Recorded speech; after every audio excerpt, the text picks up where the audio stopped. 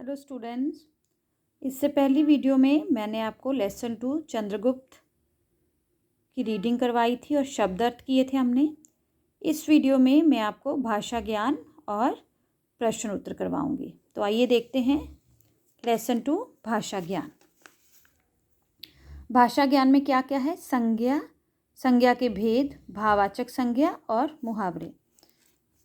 बच्चों, ये जो संज्ञा है ये आप लोग क्लास 3rd से कर रहे हैं, है ना? तो मुझे लगता है कि आप सबको पता ही होगा कि संज्ञा क्या होती है। तो आइए फिर से देखते हैं। किसी व्यक्ति, वस्तु, स्थान, भाव आदि का बोध कराने वाले शब्दों को संज्ञा कहते हैं। किसी व्यक्ति का, वस्तु का, स्थान का या भाव का, भाव क्या होता है? फीलिंग के बारे में बताने वाले शब्दों को संज्ञा कहते हैं। जैसे श्याम, श्याम किसका नाम है? व्यक्ति का। बेटी, थकान, थकान क्या है? थकान एक भाव है। अब आप दिए गए अनुच्छेद में संज्ञा शब्दों को रेखांकित कीजिए। रेखांकित क्या होता है? रेखांकित जिसके नीचे रेखा हो, लाइन हो। तो ये जो आपको दिया है अनुच्छेद है, इसमें से आपने जो संज्ञा है उसके नीचे लाइन लगानी है, उसको रेखांकित करना है। जैसे पाटलिपुत्र में मौर्य सेनापति का साधारण सा घर था। इसमें जो पाटलिपुत्र है वो संज्ञा है, मौर्य सेनापति संज्ञा है और एक घर संज्ञा है।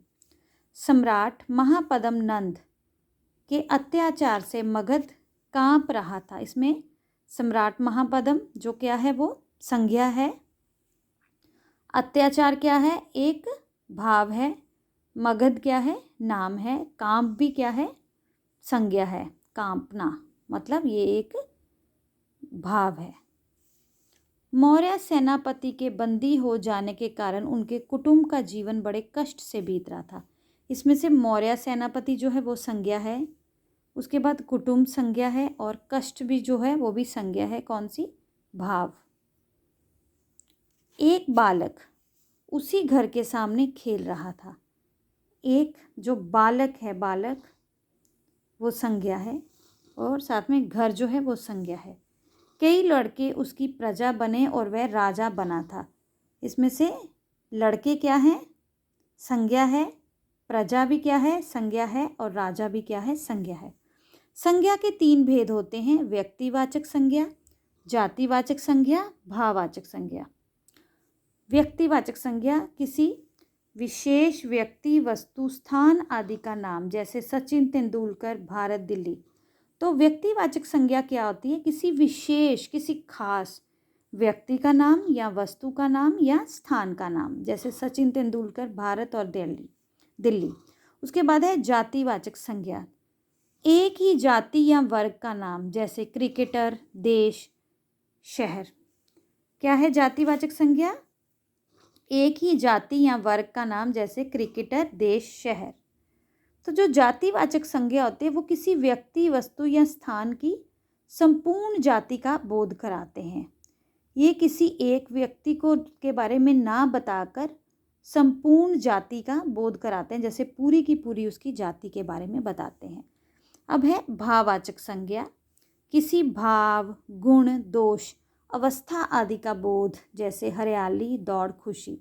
तो ये जो भाववाचक संज्ञा है ये क्या बताती है? किसी फीलिंग के बारे में, किसी के गुण, किसी की दोष, किसी की अवस्था आदि का बोध करवाती हैं। इसको हम क्या बोलते हैं? भाववाचक संज्ञा। अब पेज नंबर 19 देखिए। रेखांकित शब्दों में संज्ञा का कौन सा भेद है? उस पर आपने टिक लगाना है। क्या करना है? आपने टिक लगाना है। रेखांकित शब्दों में जो है संज्ञा का कौन सा भेद है? क है चाणक्य बड़े ही बुद्धिमान थे। तो चाणक्य ये किसी खास व्यक्ति का नाम है, तो ये क्या होगी? व्यक्तिवाचक संज्ञा। कई लड़के उसकी प्रजा बने थे, ये क्या है? लड़के जो हैं ये पूरी की पूरी जाति का बोध करवा रहे हैं, तो ये जातिवाचक संज्ञा है। उसी ओर से एक ब्राह्मण जा रहे थे, ब्राह्मण जा रहे थे, तो ये क्या हो गई? जातिवाचक संज्ञा। बालक ने भी राजा सी उदारता दिखाई, तो ये क्या है? उदारता क्या है? भाववाचक संज्ञा।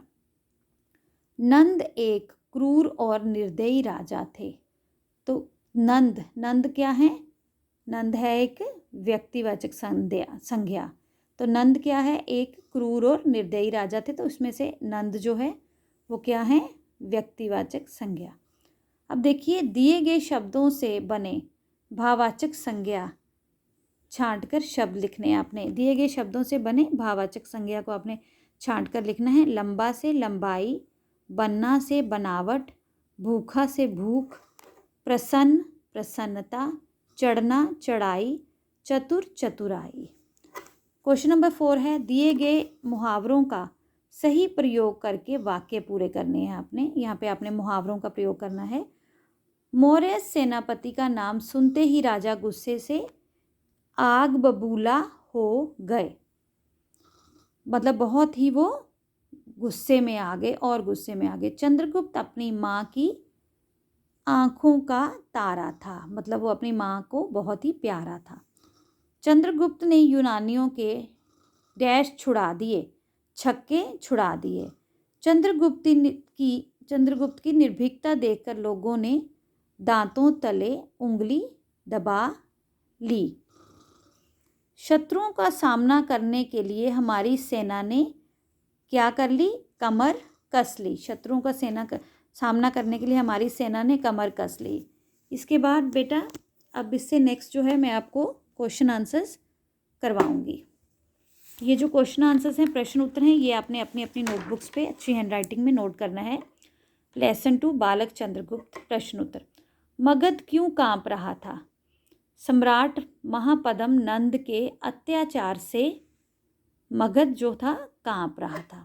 प्रश्न नेक्स्ट है, सारी राजसभा किस पर विचार कर रही थी?